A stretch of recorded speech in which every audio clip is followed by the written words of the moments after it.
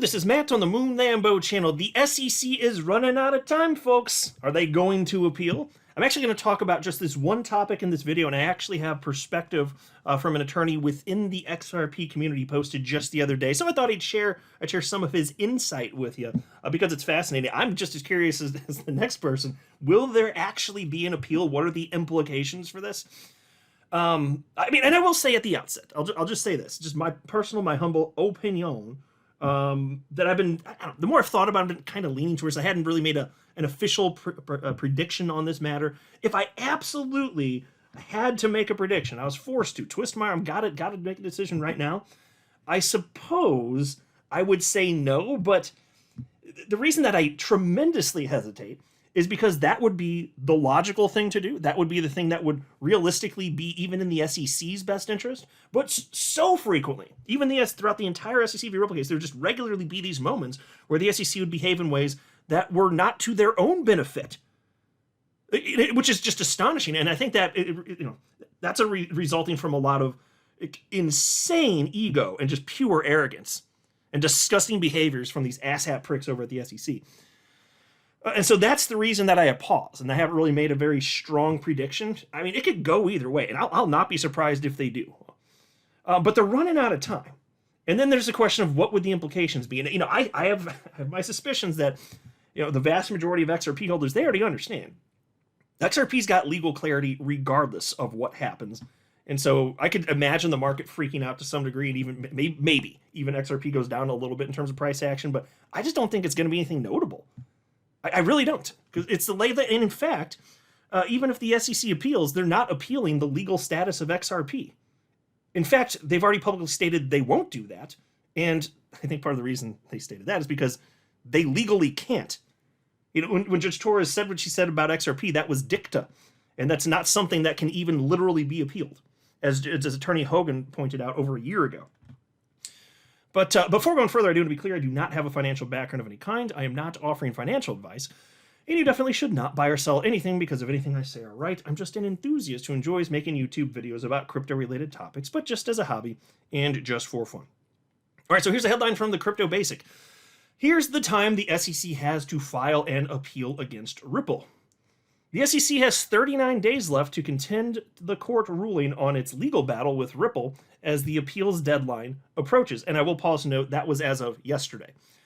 And then it continues. While Ripple and the XRP community continue to bask in their partial, well-fought victory against the U.S. Securities and Exchange Commission, an important date remains to finally end the years-long legal battle. It is uncertain if the top regulator will appeal the August 7th partial victory or not, but it can contend the ruling on or before October 6th. The Ripple legal team also has until then to appeal some parts of the rulings the SEC won. It is worth noting that the final court decision on the SEC v. Ripple case was a partial victory for both parties. And so I will say this, given the messaging from executives at Ripple, including Stuart Alderati, Ripple's chief legal officer, and also Brad Garlinghouse, just based on what they said publicly, they clearly see this as a victory. They said that they're going to happily pay the fine that was levied, the penalty, $125 million. I mean, they've got that in the bank account, not a problem. I think they just want this behind them, and they're just going to move forward because this doesn't cripple their business model. It doesn't. So, they're fine. That's my guess. So I don't think Ripple's going to appeal. Could be wrong, but I don't think that's probable. As far as the SEC, I'm just kind of throwing my hands up. I mean, it's if I had to guess, I guess I'd say no, they won't, but I don't have strong conviction on that, to be honest with you, for reasons I cited at the outset of the video. Anyway, piece continues. After Judge Annalisa Torres, the preceding judge in the case, ruled that XRP paid a $125 million fine to the US SEC, she noted that the regulator had 60 days to appeal the remedy decision. Notably, the fine was a whopping 94% reduction in the $2 billion the U.S. top regulator intended for the digital payment giant to pay. Yeah, and that was obviously outrageous. That was never going to happen in the first place. In a separate article, which I'm not going to read, but I just want to make a point. Maybe I'll read a quote from him here, but this is from the Crypto Basic from August 16th. This was titled, Potential SEC Appeal, Ripple CLO says only less than 10% of appeals lead to reversal. So if you're just playing the odds based on that, even if there's an appeal, statistically, only 10% of the time you get anything out of it. And that's a lot of effort. That's a lot of risk.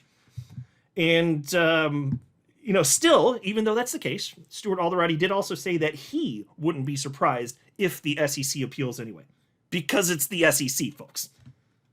And it's not that they're stupid. It's that they're arrogant, disgusting creatures. Truly, it's not that they're making these poor decisions because their brains don't work in terms of being able to compute stuff. They're smart. They're just so terrible that they make these awful decisions that aren't even good for them frequently. And so here is perspective from attorney Bill Morgan, a member of the XRP community. He wrote the following just 2 days ago. I am increasingly less confident that the SEC will appeal the Ripple summary judgment decision if merely legal considerations are influencing the decision whether to appeal. I pointed out in a post yesterday that Judge Orrick in the Kraken case preferred the approach of Judge Jackson in the Binance case and Judge Torres in the Ripple case that distinguishes between primary and secondary market transactions, rather than Judge Rakoff in the Terraform case, in which no such distinction was made. Those that follow these cases may recall that some commentators made a big deal about the reasoning in the Terraform case being inconsistent with, and in their view, reflecting poorly on the reasoning of Judge Torres concerning programmatic sales. The favorable comments about aspects of Judge Torres' reasoning in the Ripple summary judgment decision by Judges Orrick in the Kraken case and Jackson, the Binance case, should assuage doubts about the correctness of her decision raised by some critics, such as Charles Gasparino. Of course, Charles Gasparino, very well known in the XRP community. He's Fox Business on the Fox Business Network. And he thinks that the Torres decision was just absolute garbage. And I could not more respectfully disagree. And he had and frankly, it's like I read the whole article that he wrote, and I'm pulling from memory at this point, so I can't really remember all the specifics, but I recall that he thought that, XRP, from Judge Torres' decision, that XRP was a decision, or a security rather, if under certain circumstances and not in others, which certainly is not the case. And then for a long time after that, when he'd be confronted with challenges to his perspective, he'd frequently state that, well, look, there are no other judges supporting what Torres said. Well, enough time has passed, and now we got a couple, don't we? You just need to have time pass for more crypto cases. But she's being cited in other cases, and there is support there, as cited here by attorney Bill Morgan. So as expected, I assume that Charles Gasparino's perspective would age like a fine milk, and it certainly has to this point. And on top of that, so because in another thing he said too, Charles Gasparino, he's like, hey, this isn't necessarily going to go well for XRP holders. That things could change. And then I even pointed out, I was like, and I'm not the only one, but even the SEC said they're not going to appeal the decision of whether or not XRP itself is a security. And frankly, like I said earlier, that's because they can't.